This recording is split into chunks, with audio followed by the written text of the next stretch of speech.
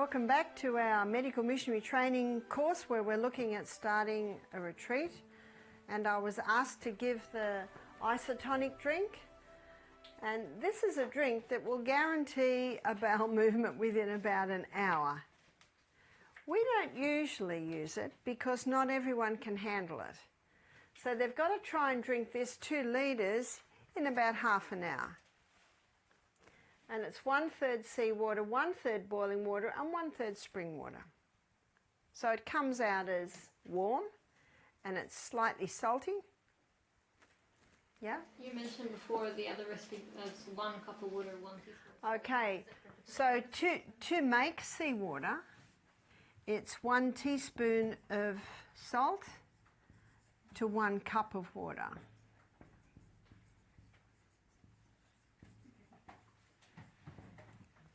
That's seawater. That's to make seawater.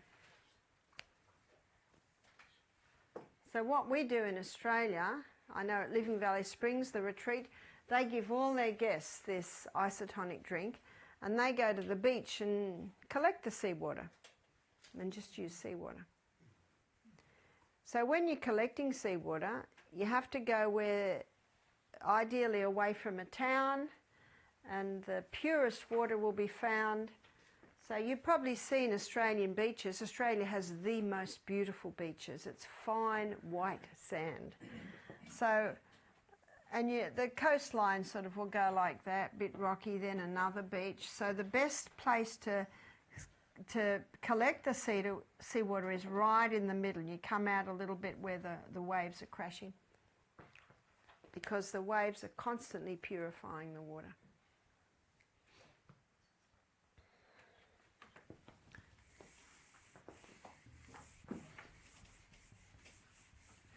So and of course that's a very cheap drink to get the bowels moving. But it's very important that you have something. When I was in a retreat in Manchester recently, they have a dried aloe powder that they buy, and that gets the bowels moving. And so for aloe to do that, it must have some of that yellow that lines the leaf. But because when I was at Living Valley Springs, I did see that some people experienced quite a bit of discomfort. Some people just couldn't drink that much.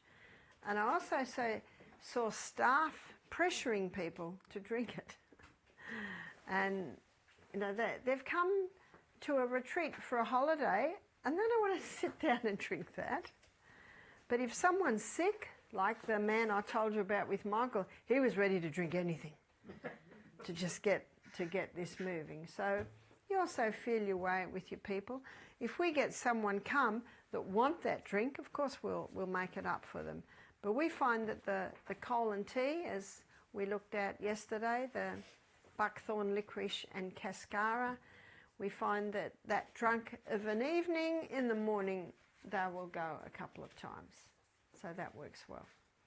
I think it's also very important when you have your health retreat to have a couple of enema kits, so that if you get someone who is in a lot of discomfort, you can give them an enema and they'll have relief, you know, within about half an hour.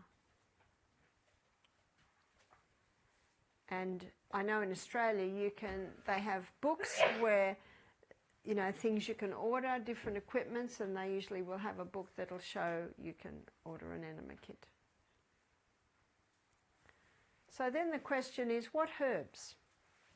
What herbs should you have on hand? I went through some herbs when we looked at the gut, and I told you of the digestive tea mix that we have. And I also showed you the colon tea mix. And of course you adjust this depending on where you live and what herbs you are able to get. We have lemongrass growing, we have a lot of peppermint growing. I noticed you've got some very nice peppermint out there. And so if a guest wants a tea, we'll usually give them a fresh tea, which is fresh peppermint or fresh lemongrass or grated ginger. That's also very nice tea. So the juices that we serve are predominantly 80% carrot and 10% apple and 10% celery. Celery definitely is a crop that is very sprayed. So I think it's very important that the health retreat grow their own celery. Before I left Misty Mountain, we've had 3 beds of celery, but I made up another whole bed of celery because we were just going into winter. In summer, the celery goes to seed, and once the celery goes to seed, the base of the celery, little tiny celery plants start popping up. They're connected to like the mother plant, and you dig that up and just break them up, and that enabled me to start another whole bed of celery. Our celery looks like the celery. Have you seen Katya's celery out there? They're only little plants, aren't they? Yeah, that's what our celery looks like. It looks more like Italian parsley, but it's very dark green and it's very high in chlorophyll, being so dark green, very high in minerals. The celery that you buy in the shop has really been pumped full of chemicals to make it look the way it does.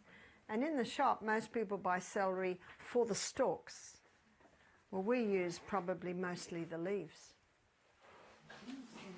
You don't use the stalks? We do the stalk, but they're thin. They're not big and fat like the ones in the shops. We had a French chef working for us down at Mountain View. Our retreat was called Mountain View when we were in Melbourne, and he always used the leaves. In fact, he valued the leaves more than he valued the stalk. And it's the flavour, really. It's the flavour that you're getting. So that's our 8 a.m. juice. So our 10 a.m. juice is Granny Smith apple, they're the green apples, and ginger. This is a delicious juice, but if we have diabetics there, we have people conquering cancer, instead of giving them that because you don't want them to have so much apple, it's a bit too sweet, we just give them this again. So the 12 o'clock juice, or I think on the chart it's 11:30 or 11:45 juice. It's I think it's about 40% cucumber, and cucumber's very alkalizing and a wonderful cleanser, and 40% apple, and 20% greens. So the greens can be stinging nettle, they can be a little bit of celery, they can be pumpkin tops, any edible green, and we also try and put a good handful of mint into that. So as you can imagine, that comes out a very dark green mix, and it's and the guests very much like it. So you do it a day before, you do that on Sunday? We do these 2 Sunday, and that allows our chef or our cook to come in a little later, and our cook comes in, say, at 8 o'clock in the morning, and they do the other juices. And then in the late afternoon, then they'll juice for the next 2 days. For the next day, the first 2 juices. So the 2 p.m. juice, is, I think it's about 70% carrot and 10% apple and 10% beetroot.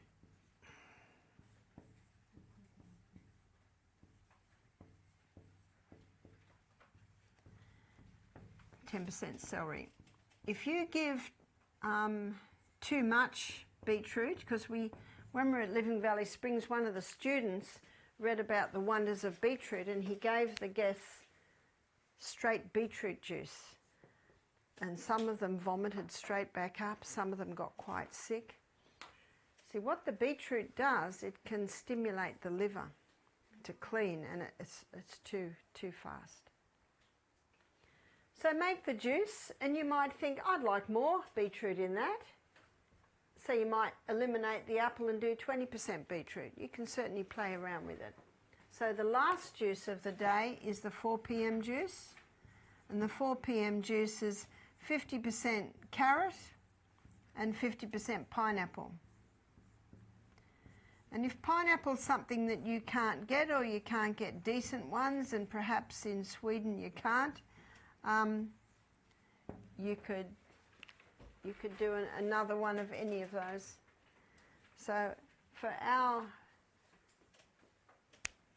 people who are here conquering cancer or conquering diabetes, we'll do the carrot, celery and apple juice again at 10, and the carrot, celery and apple juice again at 4 p.m. so they don't have that sweet.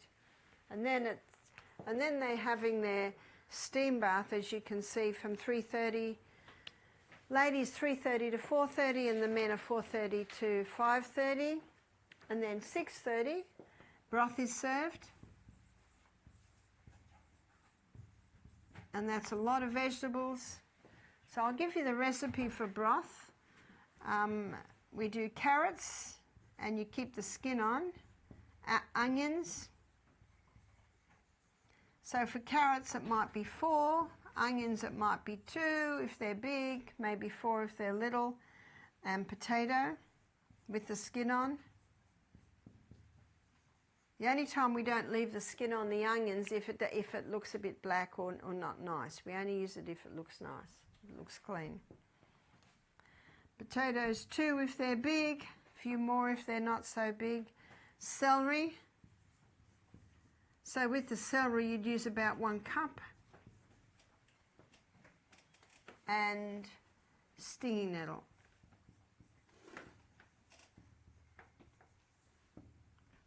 So with the stinging nettle, you do about 2 cups of that. And that has a simmer for 4 to 5 hours.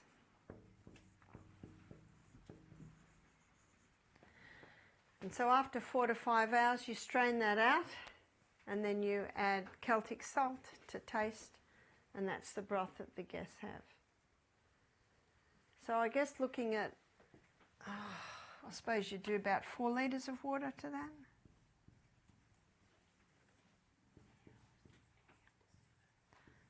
And of course, depending on how many guests you've got, if you double it or halve it.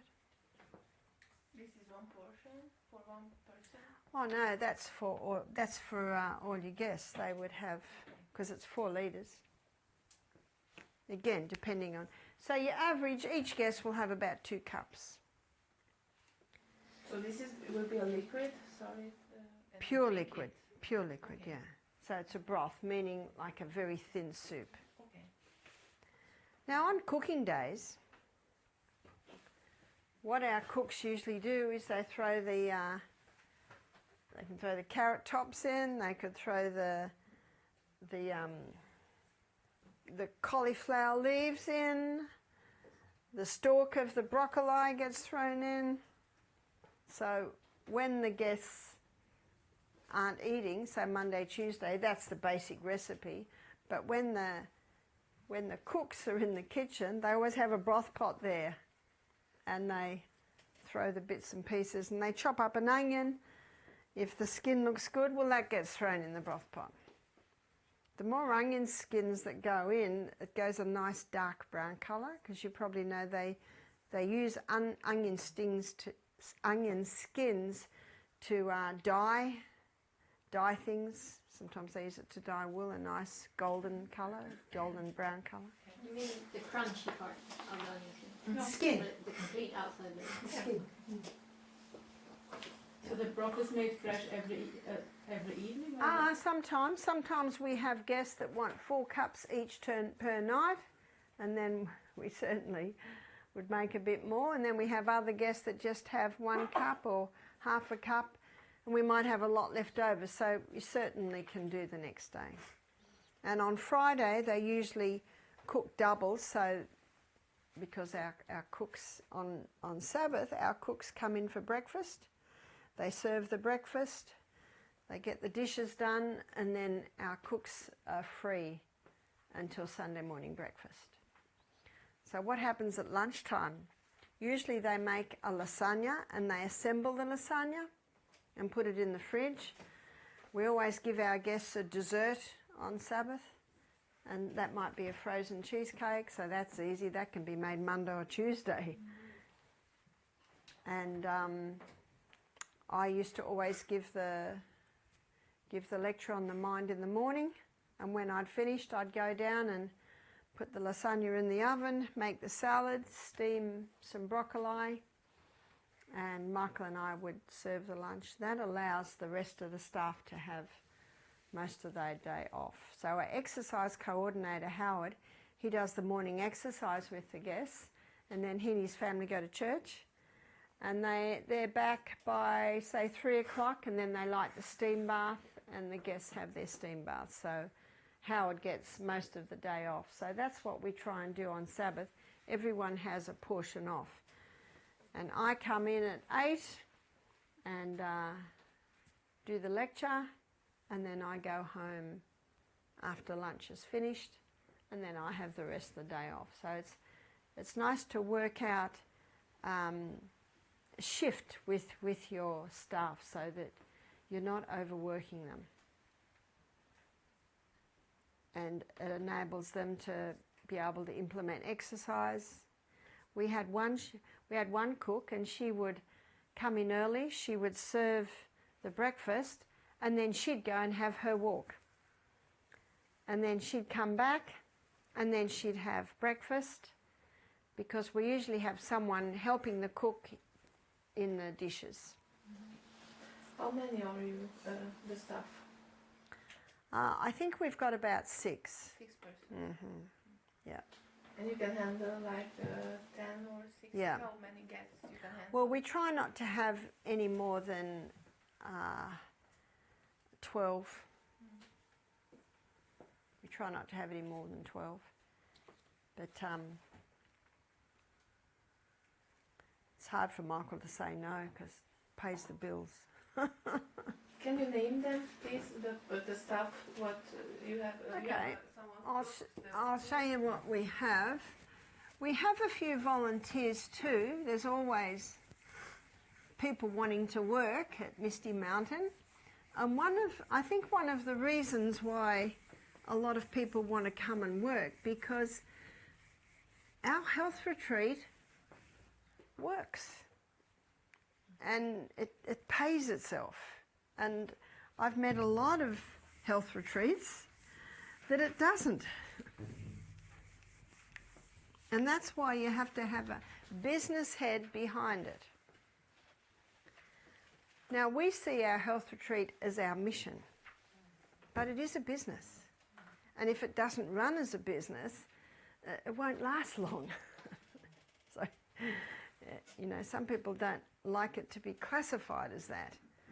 So we classify it personally as a mission. But if we advertised as a mission, we get no atheists. So we advertise as a health retreat. It's a family business.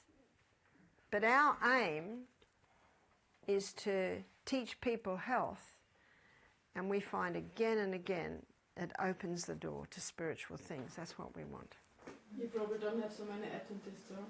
Pardon? You don't have very many Adventists. No, sometimes we'll have no Adventists. Sometimes we'll have 2 or 3. Sometimes we'll have a whole family come, it'll be a bit more. But we don't. And I've been to some health retreats in America, and they're all they're all Adventists. And God meant the health work to be set out to reach out to the non-Adventists. Of course the Adventists can come. And a lot of Adventists need to come because a lot of Adventists don't know the health message. And I just love it in the steam bath when you get someone say to you, why are you a Seventh-day Adventist? Oh, don't you love that question? Are you with them in the steam bath? We always have a staff member in the steam bath, always. You are sometimes in there as well? Yeah, I usually do every Wednesday with the guests. And Michael and I eat lunch with them every day. Every day? Yeah, every day. We have breakfast at home with us, and also with breakfast, the staff will take turns in having breakfast with the guests. So we've got Michael. Michael's basically the business manager, and then we've got Graham.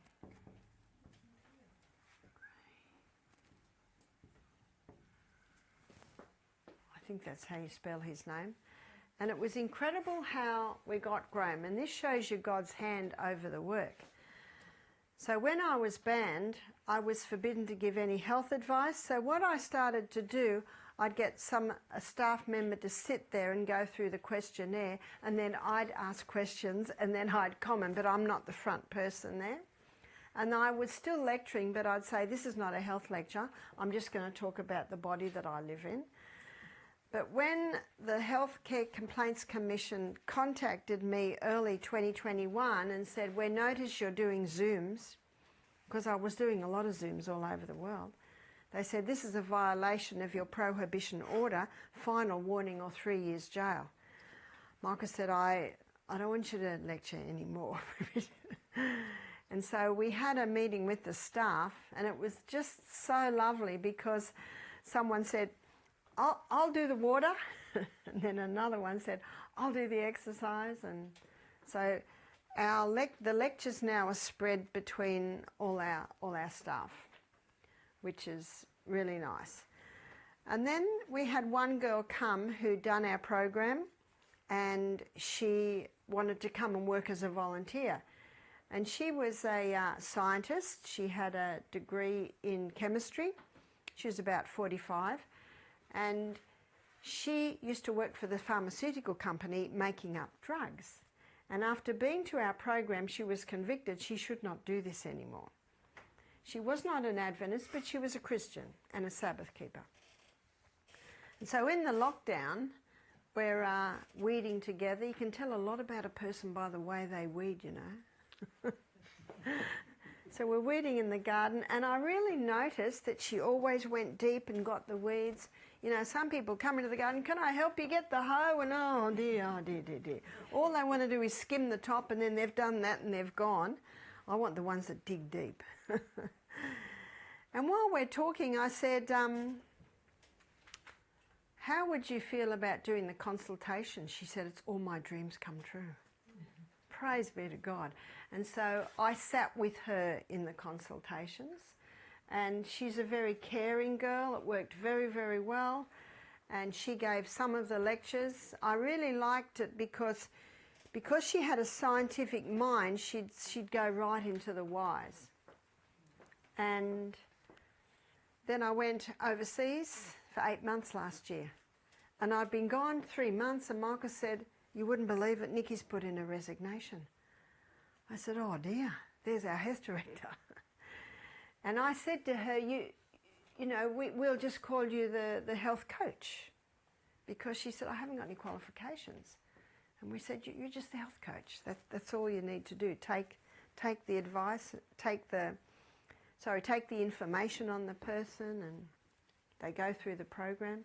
Really and truly, no matter what the problem is, if they go through that program, they will benefit. Whatever the health problem, if they implement these laws, they're going to get a benefit. Whatever the problem, from a sore toe to mental illness and everything in between. Michael said, I don't know what we're going to do. I said, why did she leave? And he said, she got a boyfriend. And the boyfriend didn't want to live out there. And we were having a bit of a break, and Michael went up to see his brother, who lives northern New South Wales. And when he was there, he met a man named Graham.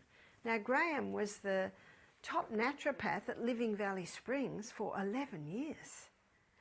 And he's retired now. And Michael said, what are you doing? He said, I'm retired, but of course, someone who's 69 and healthy, they've still got a lot to give and look good. So Michael said, "What are you doing?" He said, "Oh, I'm painting." And he said, "And by the way, I'm homeless. I can't get across the border back into Queensland to get home." So this is mid-2021, where Australia has gone mad and locking down states. Michael said, "Come to Misty Mountain.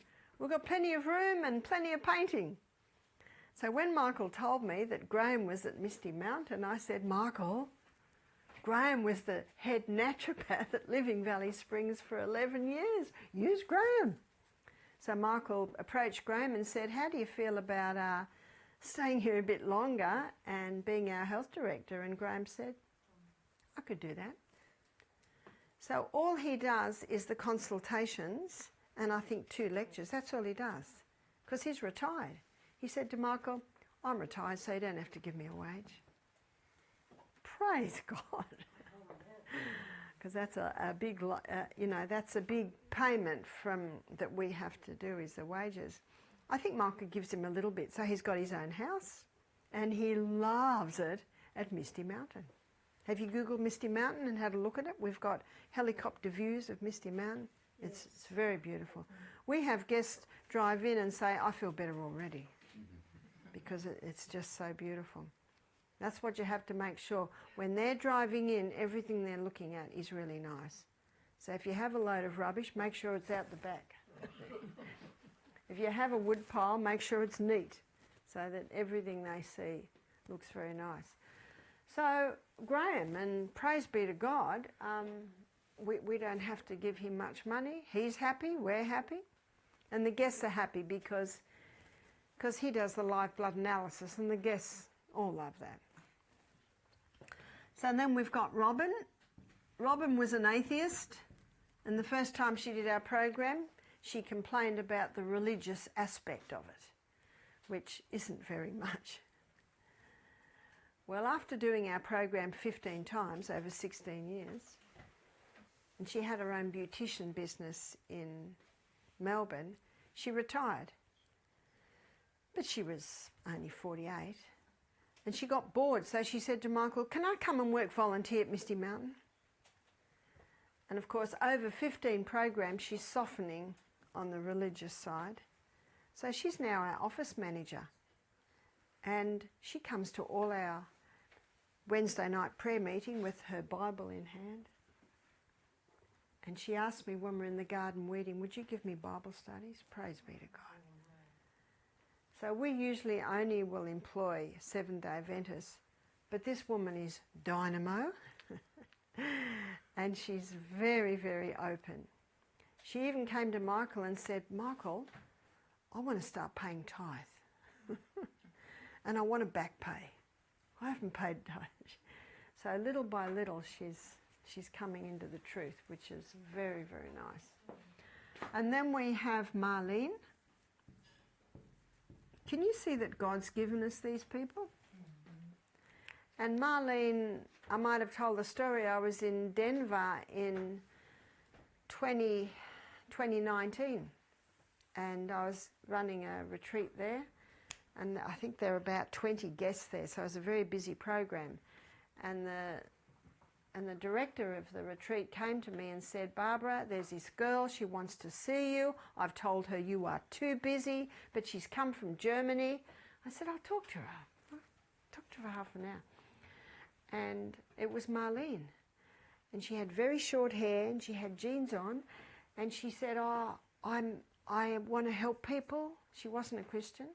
I want to help mothers particularly. Could I come to Misty Mountain?"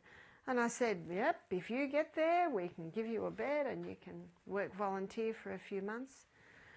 So it was only about 3 months later and Marlena arrived at Misty Mountain Health Retreat.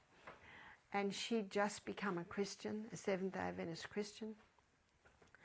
And then COVID hit and she couldn't go anywhere. Well, it's 2.5 years later now. And Marlena is our cook. And she has beautiful long hair. She's a lovely girl. And she's 26. And so in 2020, when I couldn't travel, we had lockdown and then we could start running again, I worked with Marlena in the kitchen and taught her how we cook, the things we do. And she's amazing now. She's our cook. And then we've got Howard. So Howard, who's been with us for 20 years. The guest thinks he's 35 and he's 55. He's Dutch Indonesian. He's incredibly fit. He's very, very fit. He's a cyclist. And he's a funny guy. He gets the guests laughing, the most grumpiest guests laughing. And so for 20 years, he's been waking up at 5 o'clock every morning and waking up our guests at 6 and taking them on the exercise program at 6:30 to 7:30. And he's also our massage therapist. And at 1 o'clock every day, he does a core strengthening or Pilates type exercises. And then in the afternoon, after lunch, he chops wood and lights the steam bath and runs the steam bath for the guests. And after 20 years, he still maintains he's got the best job in the world. That's nice, isn't it? Mm-hmm. And we know how long he's been with us because his son is 19 now, and when they came to us, they didn't think they could have children. So he and his wife, they're both massage therapists from New Zealand. She is English Samoan, and he is Dutch Indonesian. And she's a very beautiful woman. She has that light Samoan look and very dark hair. Well, 6 months after they started working for us, they came into Michael's office one day and said, "Look, sorry, Michael, we've got some bad news." He said, "What's that?" He said, "Evelyn's pregnant." It was a joke. Of course, they were very happy about it, but Michael said, "Oh, no." That's my husband's sense of humour. He's going to lose a worker. So Evelyn had her baby, and then 2 years later she had another baby, and she homeschooled her babies. And then as the boys got a little bit older, they became our mower boys, because we have a lot of land. If you see from our aerial shots, we've got a lot of land. So Michael has 2 ride-on mowers, and in the summertime, those boys are just about mowing the whole time. He let them mow for 6 months on trial. And if they were okay, then he'd pay them a wage. And their father's Dutch Indonesian, so he's very fussy, so they certainly look after the equipment. So that's been a great blessing. And so Howard's wife, Evelyn, the youngest boy's 15 now, and he's finished school. So Evelyn approached Michael and she said, "Could I be the sanitarium supervisor?" And I said to Michael, "Please." Everything Evelyn does is just so. So ever since she's been the supervisor, every cupboard you open, perfect order, perfect order, perfect order. She has everything just right. So it's really nice to have someone in the health centre who has their eye on everything. We also have a colonic irrigation set up, and I used to do all the colonics. And then I trained my girl, Emilia, that worked with me for 5 years. Then she took over and did all the colonics. And I've now trained Evelyn, so she does the colonic irrigations. So she has her eye on the health centre, and if need be, she might do a facial and she might do a colonic.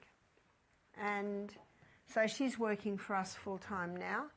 And their son, Karsten, he's 15. He's the kitchen hand. So he works with Marlena in the kitchen. And then we've got, there's more than 6, isn't there? 1, 2, 3, 4, 5, 6, 7. No, we're getting a bit more. I was just guessing. And then we've got Dave. Yeah, Uncle Dave. Uncle Dave. He's our maintenance man. He's an Aboriginal man. So when you've got winter coming, you know, every house has a wood heater, so he keeps the wood up, he empties the compost bins, he empties the rubbish, and he also slashes the paddocks, and so he's does a bit of everything. So with Karsten, he's really part-time, so he's casual, so Michael just gives him a fairly small wage when he does work.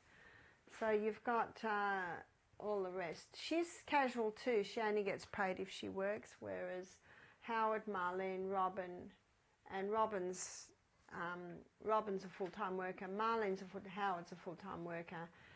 Now Dave, he is on a disability pension from the government because he's got a bad back or something happened. So he does not need very much either. The government are very, very liberal on payments to Aboriginal people. So really, we only have to give a full-time wage to these three. Michael takes a wage, and Evelyn, you could say she's casual, and Karsten's casual. And Dave and Graham, we don't give them a full wage because they're getting benefits. And then we've got Shirley. Now Shirley's also an Aboriginal lady, and Shirley and Dave just got married. And Shirley and Dave are both in their late 50s. She's, being an Aboriginal woman, she also gets payments from the government, so we also don't give her a full wage, but Michael does give them something. And then we have volunteers that come. We've got a lady who did the program, then she came back to volunteer, and she brought her daughter with her who's homeschooled, and she's a dyslexic girl, so she gives her a lot of attention, and she also gets a payment from the government as like her carer. And they both work at Misty Mountain now. In fact, she just went home and sold her house, packed it up, and came back to Misty Mountain. She said, I just love it here, can I just stay here? And there's always help needed, there's always lots to be done.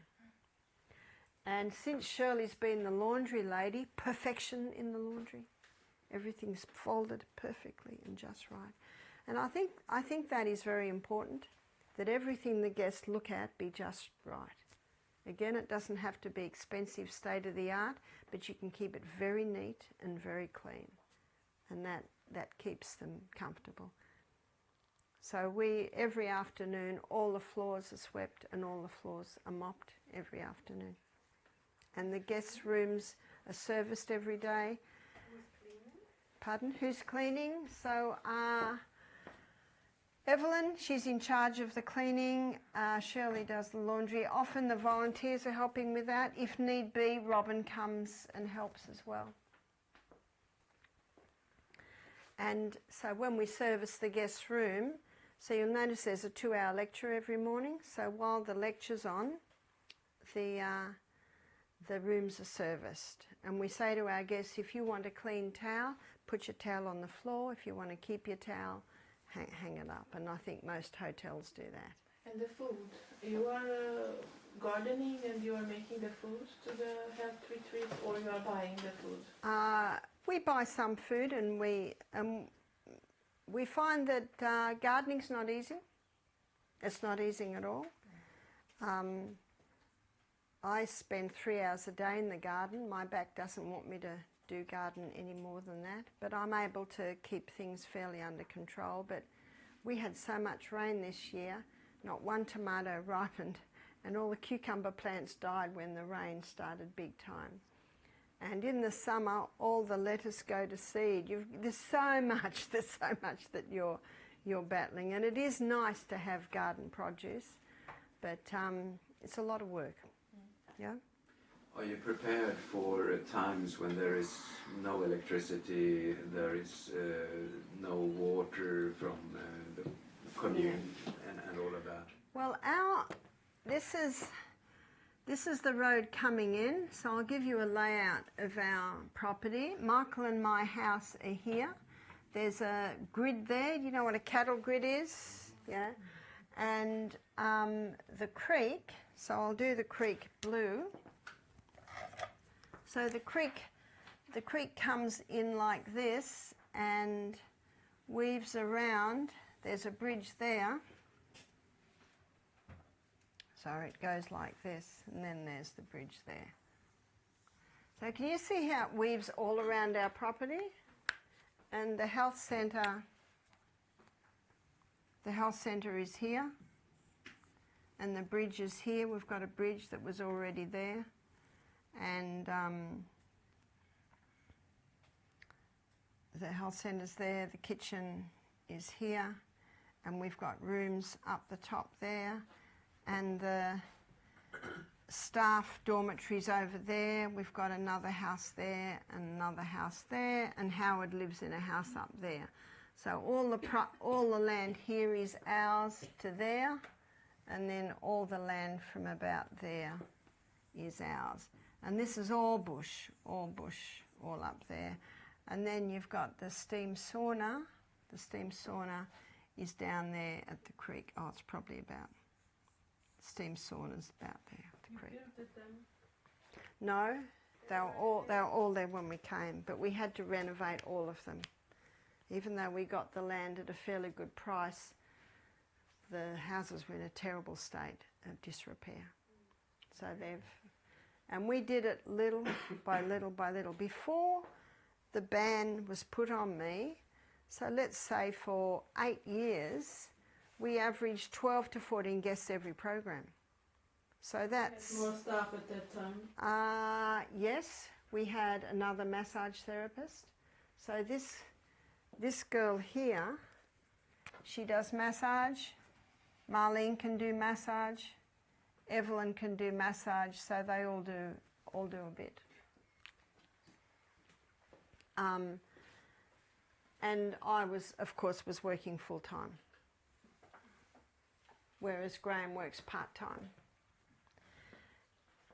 So we're doing 2 programs, 1 off, 2 programs, 1 off, 2 programs, 1 off all year, except for November. And in November the staff have their holidays, and we find November's quiet, so we usually close down for I think 3 or 4 weeks.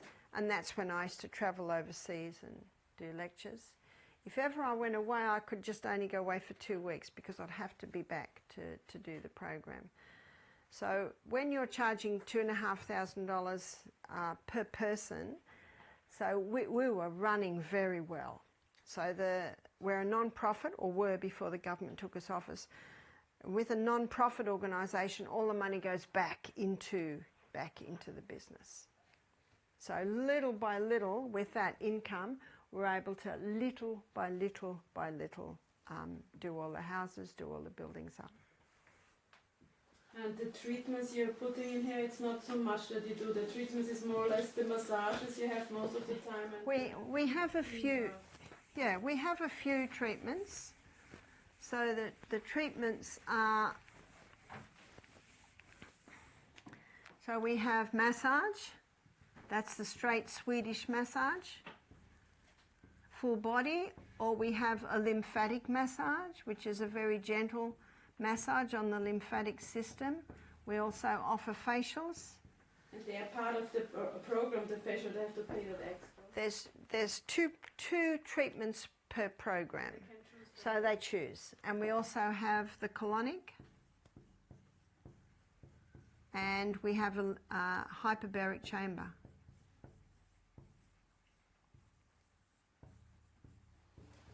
Does it have to be, somebody has to sit next to the hyperbaric chamber? No, we check them every 15 minutes. And Shirley, the laundry lady, it's down next to the laundry, so she's working in the laundry, so she just goes and checks it every 15 minutes.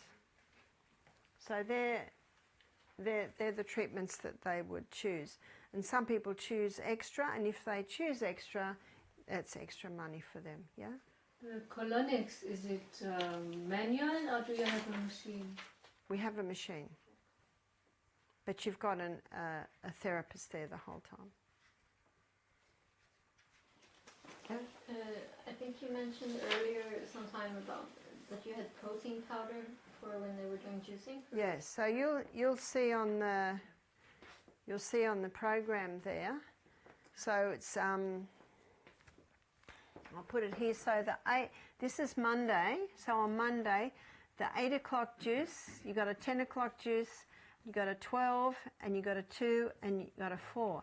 So green barley is served with the 8 juice, 12 juice, and 4 juice on Monday, and then protein powder at these two. And because on Tuesday they go into the second stage of the liver detox, remember when we looked at the liver? So your 8 o'clock juice is protein, your 10 o'clock is green barley, 12 o'clock protein, 2 o'clock green barley, and 4 o'clock is protein. So the protein, let me give you the recipe for protein. So they each have about, it comes up to about half a cup. Half a cup of milk, so that milk is usually soy or almond. We find they're a little bit richer than the rice milk. Rice milk's a little bit thin. And then 1 teaspoon of protein powder. We use a pea protein powder, but you might be able to get hemp or brown rice or organic soy. And 1 teaspoon of coconut cream. And that makes it really creamy and nice. And then you might do 1 drop of stevia.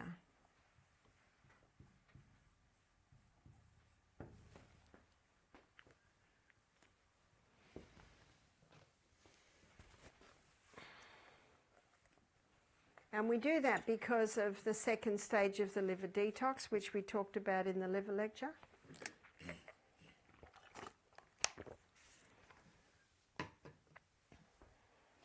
And the green barley? What's that? Green barley, so that's the protein drink. And the green barley is 1 teaspoon of green barley powder. And we usually do half a teaspoon of vitamin C and 1 teaspoon of vitamin B. We have a liquid vitamin B that's B1, B2, B3, B6, B9, B12. And we mix that with lemon juice and water. So as you can imagine, when you've got 10 guests, you're making it all up at once in a blender. And when you've got 10 guests, we mix this all up in a jar. So that'd be 10 teaspoons of green barley, 5 teaspoons of that, 10 teaspoons of that. You might do the juice of a lemon and some water, shake it up, and then tip it into the glasses, yeah?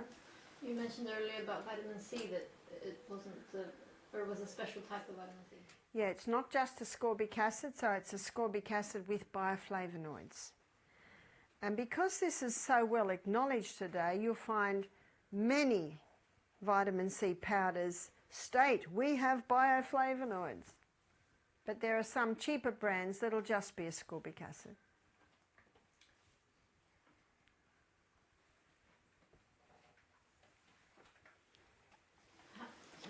Sorry, how important was it to have the green barley? Like, if they have the juice, what's the thought behind it, rather than that it's healthy? Yeah, the green barley is one of the best blood and tissue cleansers, and it's that chlorophyll.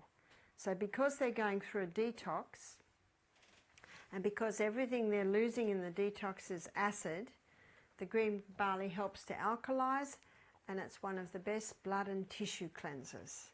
So it's just aiding in the detox. Yes? I have seen also there are selling barley growing kits on the internet to grow themselves. Yes, yes. We had, one of our workers was growing wheatgrass, but we found that it moulded so easy if they had a lot of rain. So, yeah, you've got to be very careful of quality control when you're growing them. Yes? I just wonder what hyperbaric is. Oh, what's a hyperbaric chamber? I've rubbed it out. This first was discovered, I think it's probably about 50 years ago. Divers coming up too quick, deep sea divers, they would get the bends. And what happens is the nitrogen goes into little bubbles in the joints and causes great pain. So what they did was they developed the hyperbaric chambers, and the hyperbaric chamber is oxygen being pumped into the body under pressure. Because Henry Law states that under pressure, more gas goes into liquid. And the excess oxygen going in just causes the nitrogen to disperse. But then they discovered that the increase in oxygen, which the hyperbaric chamber causes, it induces rapid healing in wounds that are a little bit stubborn to heal. So it's putting more oxygen into the body. I know in Brisbane, in the hospital there, they have a hyperbaric chamber room, and people from all over the state go there, especially diabetics with ulcers that aren't healing, so slow wound healing. They also found that to be very effective to help conquer cancer. And remember, the cancer cannot live in the presence of oxygen, so that's why it works there. Yeah? Which kind of authorization you need from the state or to start a retreat? Do you need anything? What type of authorization? Not really. Not really, because you're just teaching people how to give their body the right conditions for healing. So you're almost like a glorified hotel.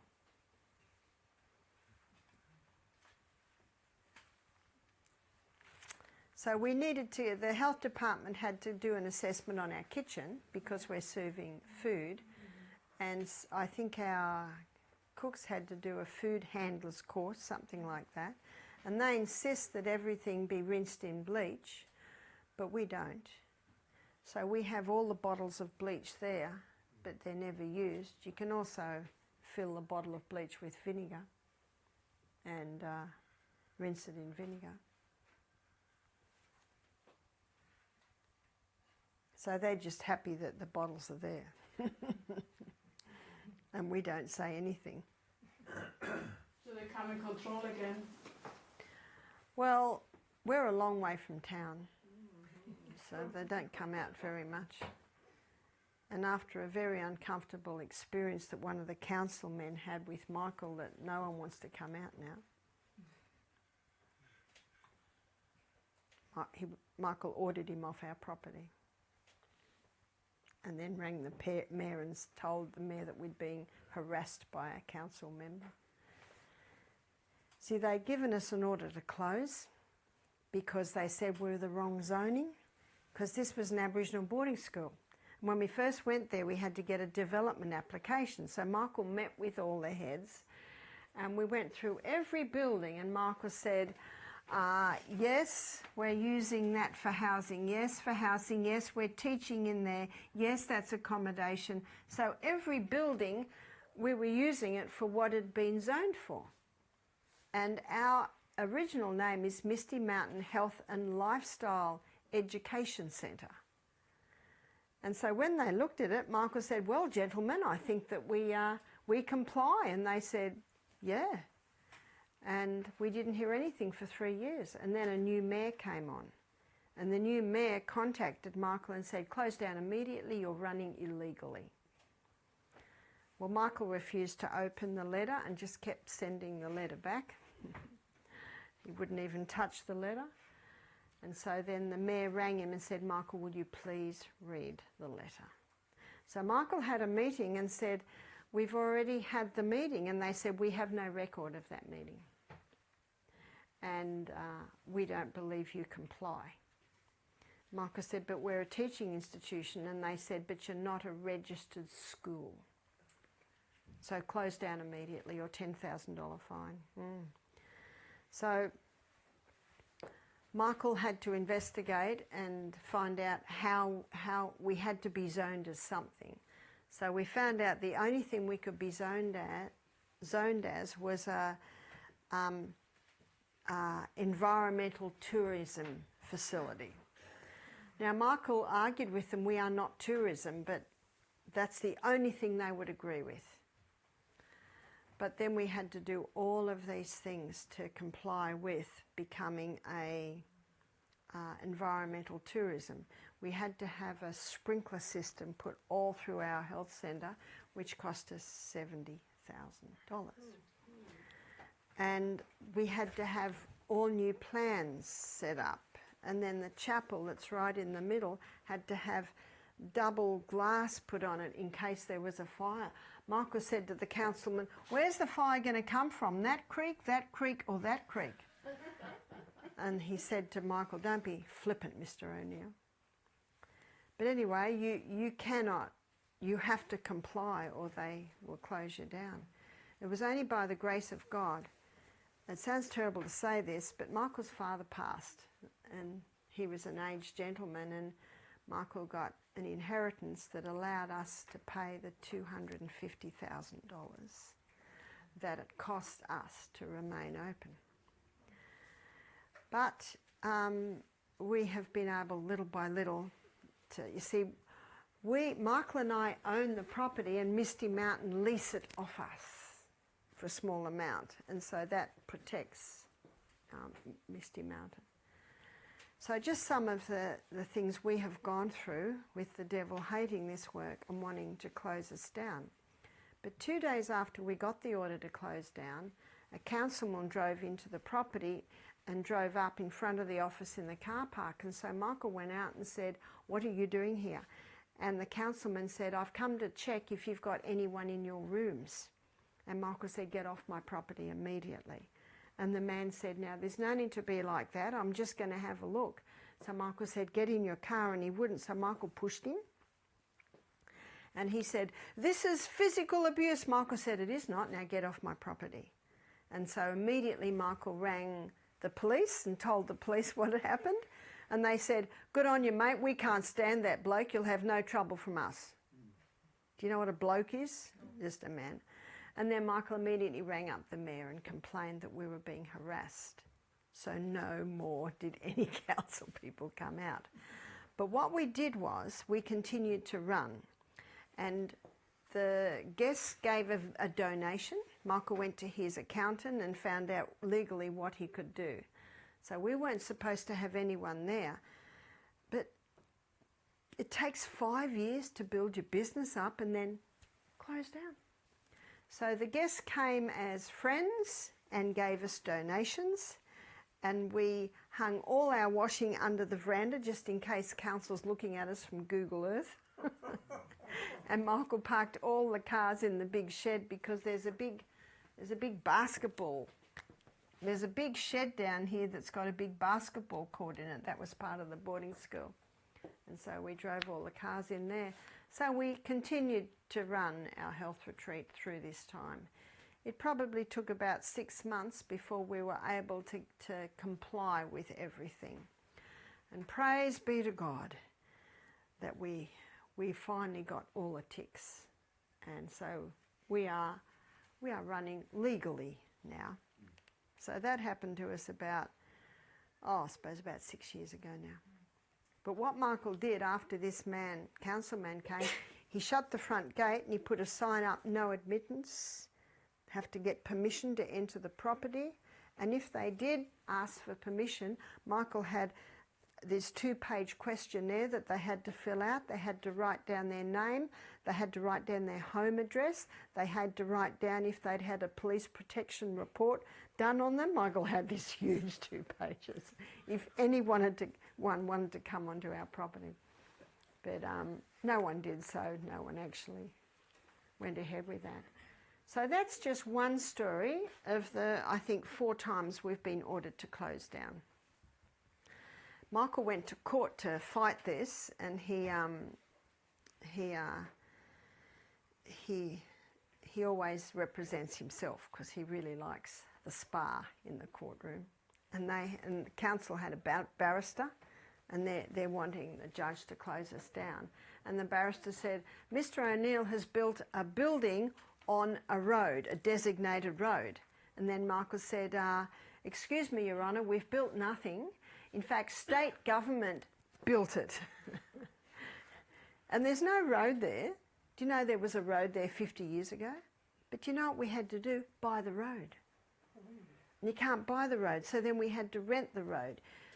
Oh, if they want to take you down, they go into all these fine little laws. But many of the afflictions of the righteous, and the Lord does deliver us out of them all. But Well, we've had some big battles in an attempt to keep our health retreat running. And I think the bigger you get, the more battles you have. So it's a real blessing, I think, to keep it small. When you keep it small, your overheads are small. And what really made ours go berserk, do you have that word? Berserk? Really mushroom or blossom was when my lectures went overseas. Then we had a lot of people coming from overseas coming. But you saw how we started. We started very, very small. We started with very, very little. And you might not have 8 children that you can have as staff. But God sends the people. In fact, when I look at the people that we have, really God has sent them all. And most of our staff started as volunteers. And the beauty of volunteers is if they're not much good at the end of the time, you can say, thank you very much, bye. And if they're great, you say, look, can you stay? So that's the beauty of volunteers. Sometimes we get teenagers having a break from school holidays, come and work. My granddaughters love coming and working at Misty Mountain in their school holidays, which is very nice. If they're really good workers, Michael will give them a little something, a bit of money. But if they're hopeless workers, he just says, oh, thanks for your help. Bye. But you don't ask him to give them some money for being there? No, because we feed them. That's why you could ask for money. Yeah, but they work. And we had 3 ladies come from Europe and they wanted to volunteer, but they wanted to play more than they volunteered. And then they started to complain about the food. And then they started to want special food. So Michael went and visited them and he said, I think it's best if you leave, it's not really working. With a great big smile on his face. And they were a little bit offended, but they left. But yeah, they weren't good value. Yeah? Do you have workers' meeting or something where you all meet and pray together? Yes, we do. In fact, while the lecture's on, you'll see 8:30 to 10:30. The first half hour from 8:30 to 9, the staff have a meeting together. We have a reading, we have a prayer, and then discussing anything. We keep it short, and then they service the rooms. Yes? I'm not sure if you mentioned it already, but I wanted to know, the staff, do any of them also live on your private property, or do they have their own houses? No, they all live on our property. Okay. Yeah, all of them. Yep, so, there's another house there. That's Graham's house, and they're both male staff houses, although Shirley and Dave just got married, so the other male goes into there, and Shirley and Dave live there now. And we've got a lot of single girls here. There's 4 main bedrooms. There's 6 bedrooms in there. That was the girls' dormitory, boys' dormitory, when it was an Aboriginal boarding school. And what we have made into the health centre was the girls' dormitory. But we've totally renovated that. And so you've got, the hill goes down like that. The health centre is a house like that. So that's, it's more like that. So our health centre's up there where we've got 5 rooms. And then down here's the laundry area. And then this is west. So even though it's down there, the western sun floods in, like you've got your western sun now. So legally, you own all the housing and property, and they're working for their rent. Yeah. And what that also means is, we account that in with their wages. So,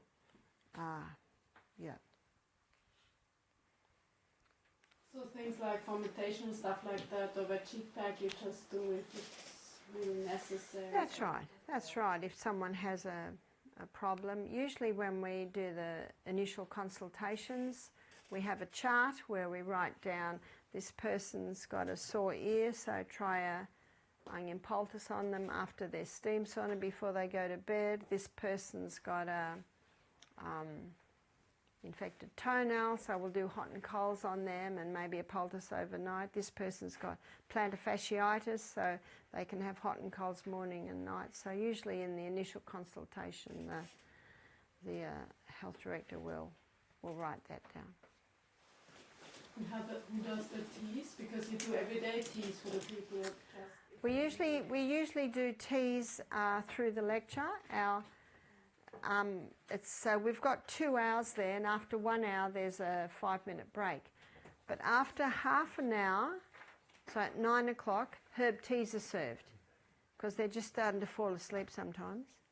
And then they have a half-hour break, and then at 10 o'clock the juice is served. So at every half hour something happens. So the 3 teas are ginger, lemongrass, peppermint. So before the lecture starts, one staff member goes around person to person. We're going to serve a tea in half an hour, what would you like? And then we make up the big coffee pots, the glass percolators. How much they drink? Usually a cup. A cup. So we do 1 of ginger, 1 of peppermint. And we do that, we call 8 to 8:30 peak hour in the lodge, because it's collecting the juice has been served at 8, but it's collecting the glasses, rinsing them, putting them in the dishwasher, making the teas. Someone else goes around and gets the who wants what tea, because at 8:30 when the lecture starts, it's quiet. It's quiet in the health centre. And the staff will go and have their worship time, and then at 9 o'clock one staff member comes up and just pours the tea because they've been already made, and the other couple of staff members go and start servicing the rooms. And you've written their probiotics? Yes, we give them at 6 o'clock in the morning. They have the lemon aloe water, and we also give them a little bit of probiotic and a bit of water. What kind of probiotic? We have a vegetarian probiotic powder that we buy. You buy a probiotic powder? Nothing special, just any probiotic powder. And you put that with the juice? No, we have it by itself in a little bit of water, and they throw that down, and then they drink their aloe water. And that's at 6:15. So they're woken at 6. At 6:15 they're given their aloe water, and then at 6:30 the exercise program begins. Why probiotics every day? Why probiotics every day? Because most people, we find, their gut flora is not what it should be, for a whole lot of reasons. Technical question. If there was a failure of power, are you sustaining yourself with energy? We've got large solar panels, huge amount of solar panels. I don't know if Australia's still doing it, but the government was subsidising if you put solar on your house. So Michael took advantage of that, and we've got huge amount of solar panels, more than you'd fit on this roof here. And we do have a generator because we live out in the bush, and sometimes the power goes. And when you've got a storm, often the power goes. We used to, we've lost power. And in our homes it's not a big deal, but in the health centre you have to keep it comfortable and nice for the guests. So we have a couple of generators as backups. Yeah. Do you have some versus time for the guests? No, we don't. We find that the guests struggle. Some of the guests struggle with even us praying with the meal, so we go very lightly. We leave it up to the therapist whether they pray with their massage. And if they do, they always say to the guest, "Do you mind if I pray?" When I used to do colonics, I always asked the guests, And even the atheists, they go, yes, please.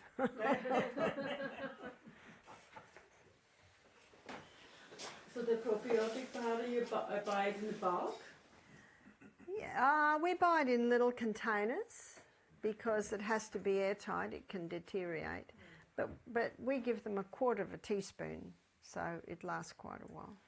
So you recommend them that they take it at home as well? Not necessarily. Not necessarily. It depends if they've been on they've been on 3 courses of antibiotics. We would. Well, everyone has stress. Yeah. From 7 p.m. Demo talk, DVD, what? We have a variety of DVDs we show at night. Game Changers, that's a really good one, about the athletes that have gone vegan and having great results. Another one is Forks Over Knives. I think that's Dr. Colin Campbell's one. Health Matters, that's another one. We have one called Rooted, and that's about root canal fillings, the dangers of root canal fillings.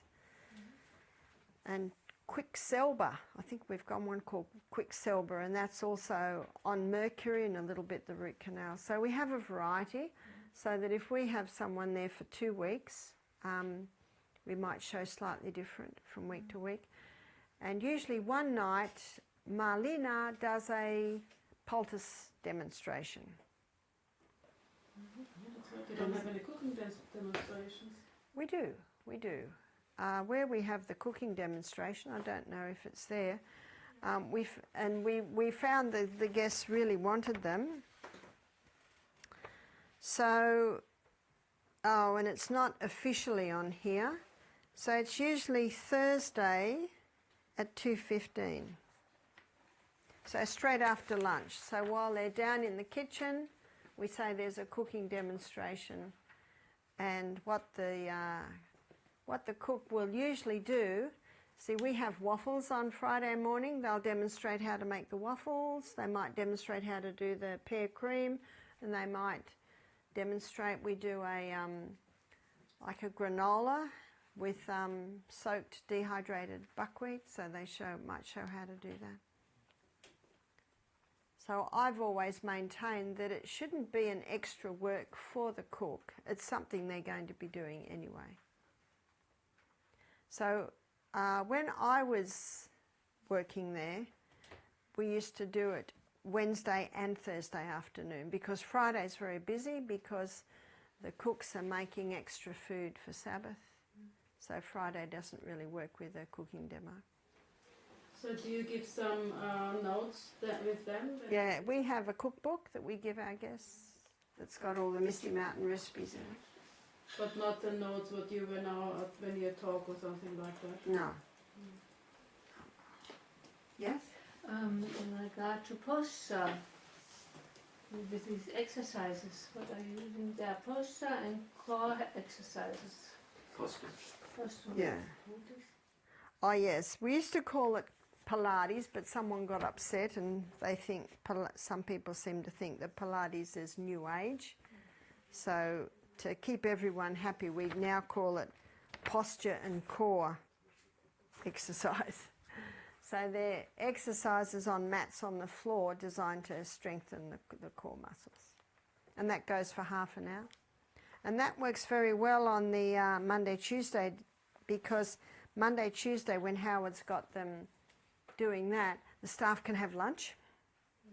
And then after, at 1:30, then the staff have finished lunch and Howard can go and have his lunch. And then on the eating days, they just do it half an hour before lunch. The recipe book you're talking about, do you have it somewhere we can buy that? I guess they have it somewhere on the computer.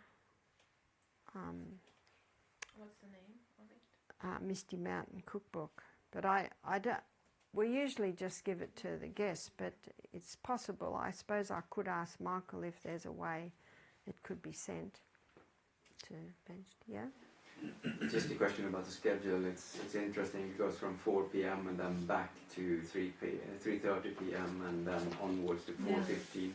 But I guess that's only a way of saying that you do things in parallel.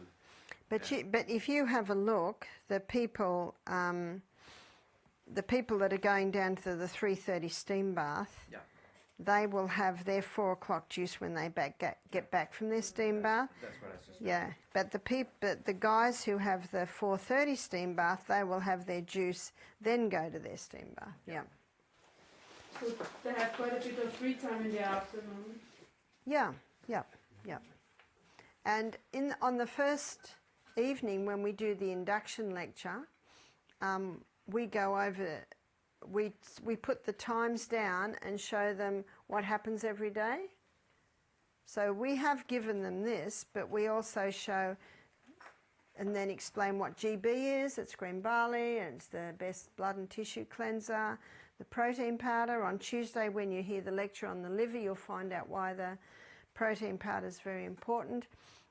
So we go through what everything means, and then we say, if you don't have a treatment in those treatment times, that's your free time. So we say, what can you do in your free time? So then we have a list of a whole lot of things. They can go for a swim in the creek, they can go for a walk, they might access our library, which is quite extensive. We have tennis courts. So tennis courts are here, next to the shed, and they might play tennis. We've got a few rackets and a ball, and there's a basketball thing. We've also got some bikes, so if they want to go bike riding. So we list a whole lot of things that they can do. We've got jigsaws, we've got colouring in books, because you know that's quite popular in Australia, really intricate colouring in books. So we just give them a whole lot of things, because some people are worried. They say, what am I going to do?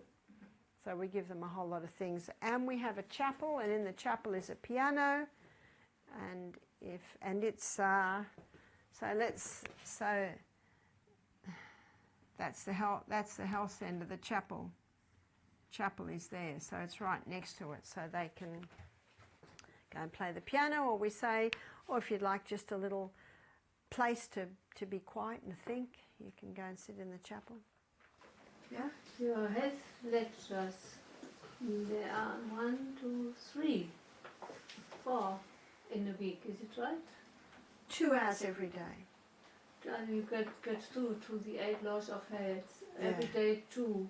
Yeah. And then you have at the end of the week, Thursday and Friday, also consultations, and then you are looking on the results, what has happened. Yeah. So what happens with the consultations is you sit with the person. I always note what was their reason for coming, and then address that in what you write up. And I know Graham has a template on his computer of a program, and what he'll do is he'll just adjust it a little bit, print that out and give that to them. Are you taking some, for example, blood pressure and... Not usually, because again the blood pressure doesn't change in the week. Yeah. Blood sugars, we leave that with the person who's a diabetic. If they want us to take their blood pressure, we will, but there's usually not much of a change in a week. But we have a blood pressure machine there if they want it. And are you always taking this blood analysis, or is it in special cases? No, Graham does it with everybody that comes in. Yes? I guess people come for a week and stay for a week, but what about long-term diseases like cancer? Will you recommend them to come back, or are you waiting for them to say, okay, I want to come back in 4 weeks, and come regularly? Yeah, and it depends on many things. See, what we do is we teach them what to do while they're here with us, and then they go home and implement it. And we always say if someone's serious, it's better that they stay the 2 weeks. And we usually do 2 weeks together, so there is the option of staying 2 weeks. But do you also have possibilities of people coming just for a short stay, like a one day if they want to do a colonic or something specific? No, we don't. No, not usually. No. Now, if we're low, if we only have 3 guests, that's very difficult because the whole machinery has to start up for that many. And we have someone saying, can I just come for 2 days? Michael would probably say yes. But what we aim for is that we have people in the rooms for the whole 7 days. So even though I said no, there are exceptions to the rule. That I know my niece, she had a few seizures and she wanted to come and have a few treatments, so they came and just stayed the night and did treatments one day and the next. It's a bit like this course here, where we did the same thing and experienced the same thing, so we know the problem. Are you having a form of check-up every morning and see how the person is developing that you are talking about? Well, we are in touch with them the whole time. Yeah.